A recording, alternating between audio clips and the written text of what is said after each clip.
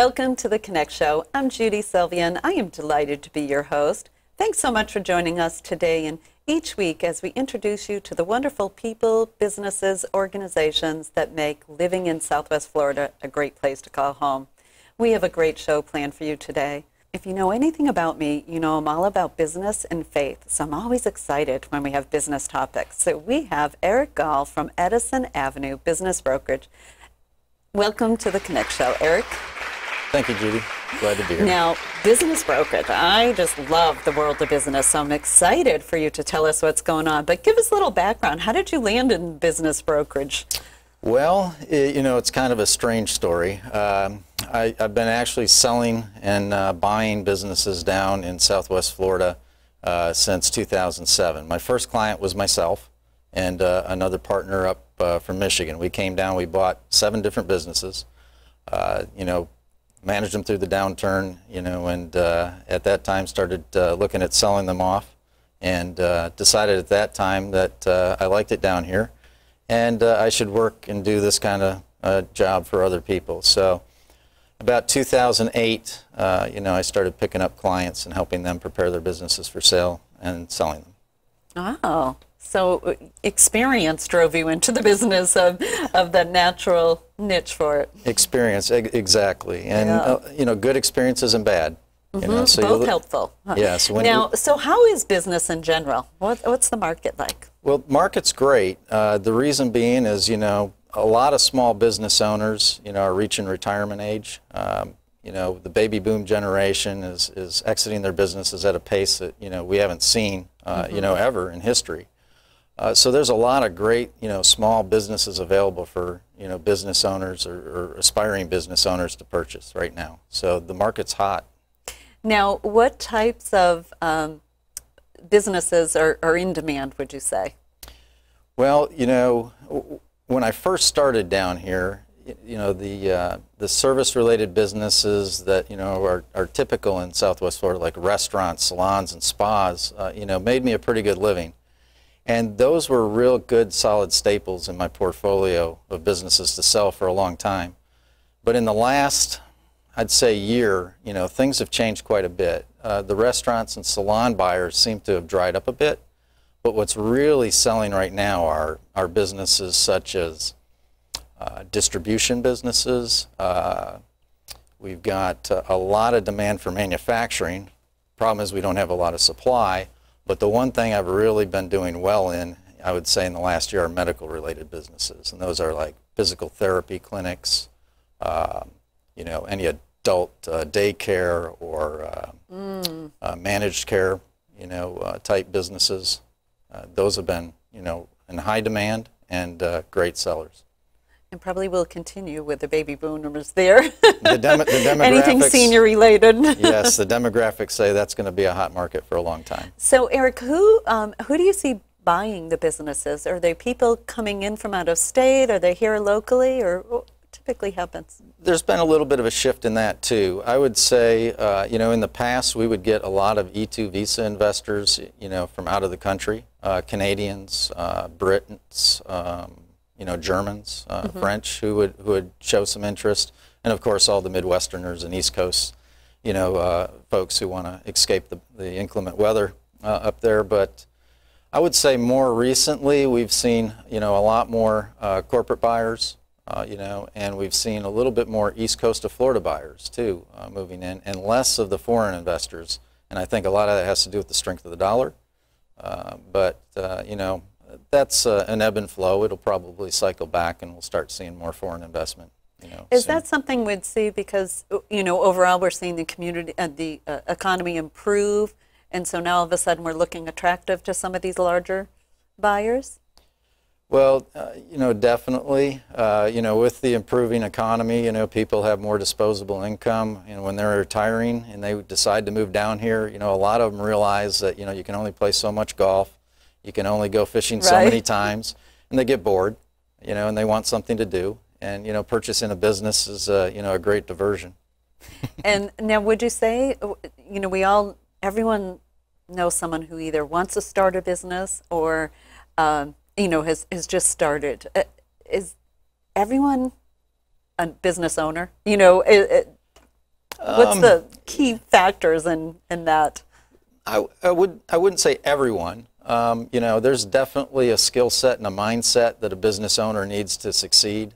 You know, when the buck stops at you, you know, it's a totally different feeling when you don't have, you know, always have that team to rely on, or, you know, an executive management staff to make the decisions. You know, as a small business owner, it's you. Yeah, it's you. And oh, yep, that's you too. And yep, that's you. Yep. I mean, I made the transition from corporate America into owning my own businesses. You know, it wasn't easy at first, but, you know, I think I've settled in. Yeah. Learned a lot of lessons along the way. Let's learn. But I love the small business world, and it's a staple, I think, of our economy. Eric, we're going to take a quick break. When we come back, let's talk about maybe some viewers have a business and they're thinking about selling. Maybe we could give them some key tips of what they need to do. All right, don't go away. We'll be right back.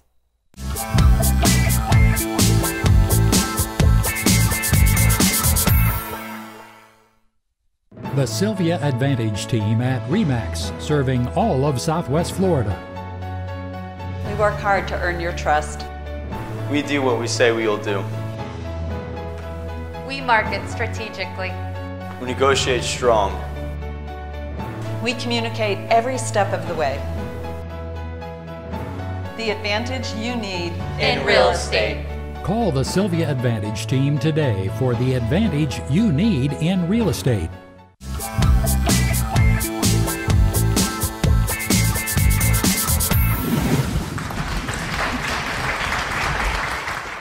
Welcome back to the Connect Show. All right, we're visiting with Eric Gall, business broker at Edison Avenue. All right, so Eric, maybe some of our viewers have a business and they're thinking, you know, long range or short term, who knows, that they need to get their business ready to sell. What are some key factors they need to be thinking about? Well, you know, there's a lot, but let's focus on three today. The first one, I think, that is most important, because what you want the seller to do is look at the business or their business through the buyer's eyes, and what's going to drive value, you know, to a buyer. And the first thing a buyer is going to do is they're going to complete their financial due diligence. So the most important thing a buyer can do is to clean up their financial records. You know, they need clean P&L statements, balance sheets, cash flow worksheets. They need to be able to demonstrate. So you mean that napkin that business owner keeps records on is probably not good, huh? Not good. Not okay, good. But they need to be able to demonstrate, you know, to that buyer, you know, that the revenue that they're reporting actually came in. It's provable. The expenses that they've incurred, you know, are legitimate. And if there's, you know, expenses that they ran through for personal reasons, like, you know, maybe it's you know, I've had business owners who, you know, expense their wife's tournament fishing, you know, expenses through their business as advertising, right?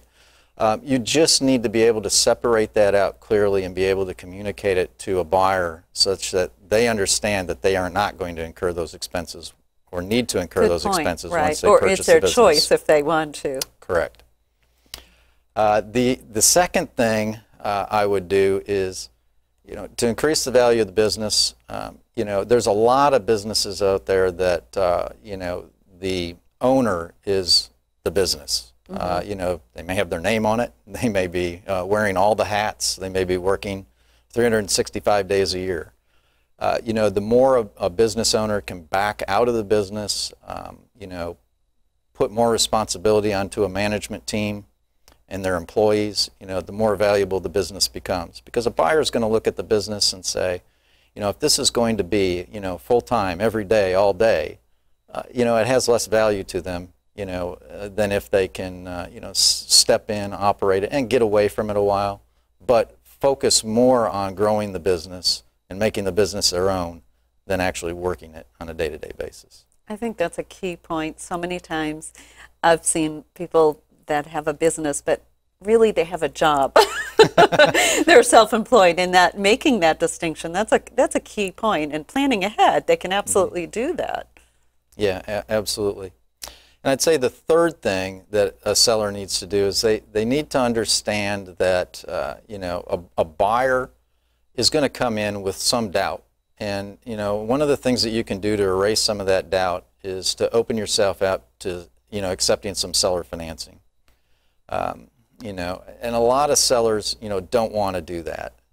But, time and time again, it's proven that, if you're willing to accept some seller financing, and I'm not talking a whole lot, but, it sends a strong signal to a buyer that the seller's confident that they can transfer that business to a new buyer, and that new buyer is going to be able to, generate the cash flow from that business to make those payments. And I think we've seen historically about a 15% boost in, the price of a business, valuation where a seller accepts some seller financing in the deal. That makes sense. It's a good point. Now, what are the options when you talk about the financing? Small business loans, are those readily available, or how tough are those? Well, I mean, that's a great question. I would say, in the past 2 years, we've seen, a big jump in the number of SBA loans being written. I would say, 4 or 5 years ago, it was very, very difficult to get one. The Small Business Administration would tell us that, they're writing a record amount of loans and such, and we couldn't get a single one passed. Now the money's freed up. SBA is lending again. I've got 2 deals in escrow right now that are SBA loans, ready to be financed. The banks and bankers are calling me on a weekly basis, trying to get my business. So, the money's out there right now. So that's if you a need good sign. Yeah, if you need to leverage, you can do it right now. Now, if you're a buyer thinking of buying a business, what are some key things you need to do? Well, besides call you and get the expert help or another business expertise. That's a good question too. One of the things you can do is you can prepare yourself to buy a business. The first thing that I would recommend you do, is get a financial statement in order. The second thing is you got to be prepared to sign non-disclosure agreements. But